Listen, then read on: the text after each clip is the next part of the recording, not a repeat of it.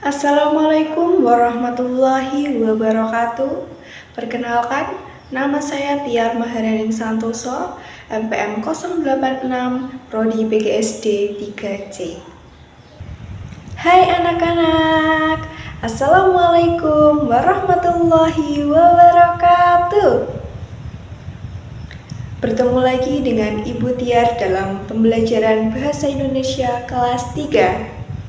Sebelum kita memulai pembelajaran hari ini, kita awali dengan membaca basmalah bersama-sama. Bismillahirrahmanirrahim. Apa kabar anak-anak? Ibu harap anak-anak semua dalam keadaan sehat dan bahagia. Pada pertemuan kali ini, kita akan belajar tentang kalimat utama, ide pokok, simpulan, dan kalimat tanya. Sudah siap untuk belajar anak-anak? Kalau sudah siap, simak video berikut ini dengan baik. Oke, kita masuk ke topik yang pertama, yaitu kalimat utama. Nah, anak-anak, ada yang tahu nggak sih apa itu kalimat utama? Iya, jadi kalimat utama adalah kalimat yang dimuati gagasan utama paragraf. Letak kalimat utama ada di dua tempat, yaitu di awal paragraf atau deduktif dan di akhir paragraf atau induktif. Jadi, anak-anak tinggal lihat saja kalimat pertama atau kalimat terakhir. Nah, pada umumnya, kalimat utama berisikan hal yang lebih umum. Nah anak-anak, biar anak-anak lebih paham tentang kalimat utama, Ibu mempunyai satu contoh teks. Nanti kita bersama-sama menemukan kalimat utama yang ada di dalam teks tersebut ya. Baik, sekarang kita baca bersama-sama ya. Komodo merupakan kadal terbesar di dunia. Hewan ini memiliki panjang rata-rata 2-3 meter.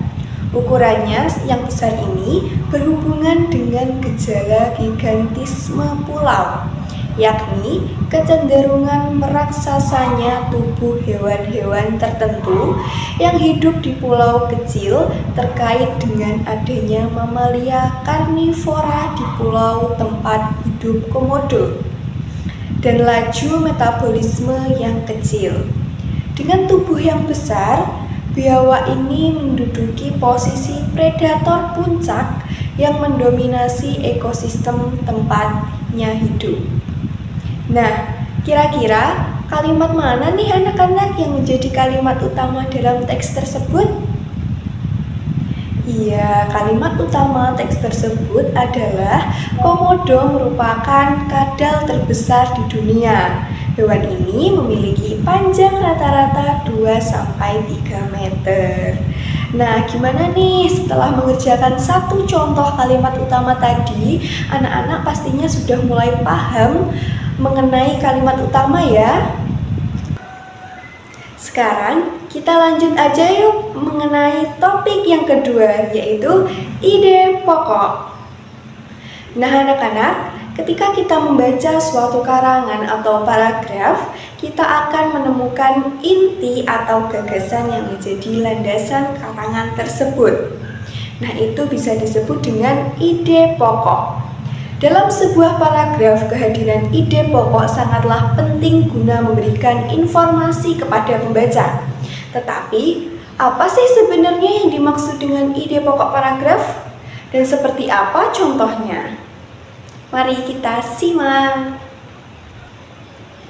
Jadi, ide pokok adalah inti pembahasan suatu paragraf. Ide pokok disebut juga dengan gagasan utama. Ide pokok paragraf terletak di kalimat utama. Nah, untuk menentukan ide pokok, anak-anak bisa menggunakan cara berikut ini. Yang pertama, anak-anak dapat langsung melihat kalimat pertama atau terakhirnya. Selanjutnya, tentukan kalimat yang menjadi kalimat utama. Dan setelah itu, ide pokok ada di dalam kalimat utama tersebut. Nah, Ibu juga punya nih satu contoh teks. Nanti kita bersama-sama menentukan ide pokok yang ada di dalam teks tersebut. Sekarang kita baca ya. Komodo yang dikenal dengan nama ilmiah Varanus komodoensis adalah spesies kadal terbesar di dunia yang hidup di Pulau Komodo, Rinca, Flores, Gili Motang, dan Gili Dasami di Nusa Tenggara Timur. Oleh penduduk setempat, Komodo kerap disebut orang. Peter A. Owensch, Direktur Museum Zoologi di Bogor, adalah orang yang telah mengenalkan komodo kepada dunia. Nah, kira-kira kalimat mana nih anak-anak yang menjadi ide pokok dalam teks tersebut? Iya, ide pokok dalam teks ini yaitu komodo adalah spesies kadal terbesar di dunia yang hidup di Pulau Komodo, Nusa Tenggara Timur. Oke anak-anak, kita lanjut pembahasan selanjutnya, yaitu mengenai simpulan. Simpulan adalah pernyataan yang berisi inti dari keseluruhan teks. Kalimat kesimpulan berisi pernyataan umum. Yuk kita bersama-sama membaca contoh teks tersebut dan menentukan simpulannya. Terkadang kita mungkin harus mengonsumsi minuman manis setiap hari, tapi hal itu tidak baik bagi tubuh.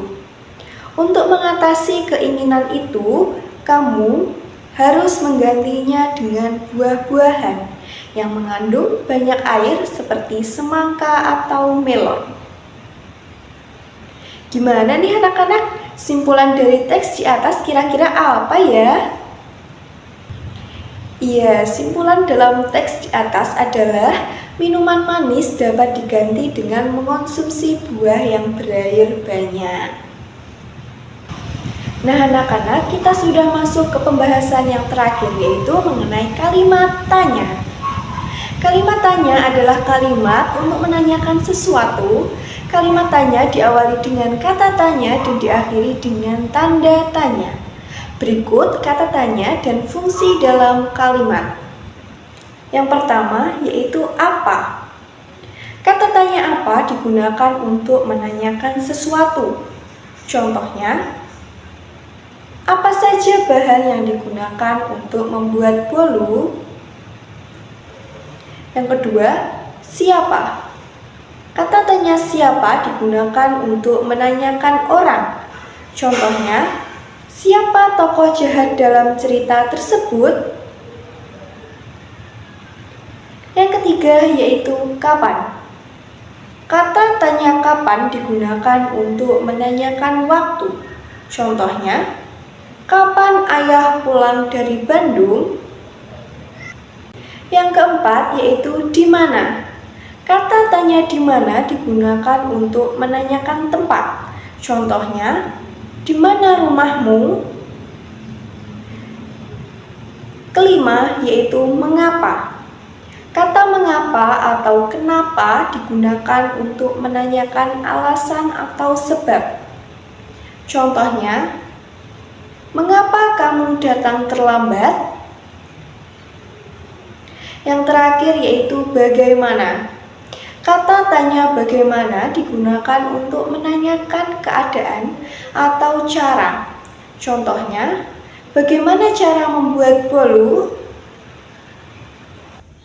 Nah anak-anak, itu tadi penjelasan tentang kalimat utama, ide pokok, simpulan, dan kalimat tanya. Semoga penjelasan dari ibu tadi dapat kalian pahami. Baik anak-anak, sekian pembelajaran hari ini. Semoga bermanfaat bagi kita semua. Ibu akhiri, wabillahi taufiq wal hidayah. Wassalamualaikum warahmatullahi wabarakatuh.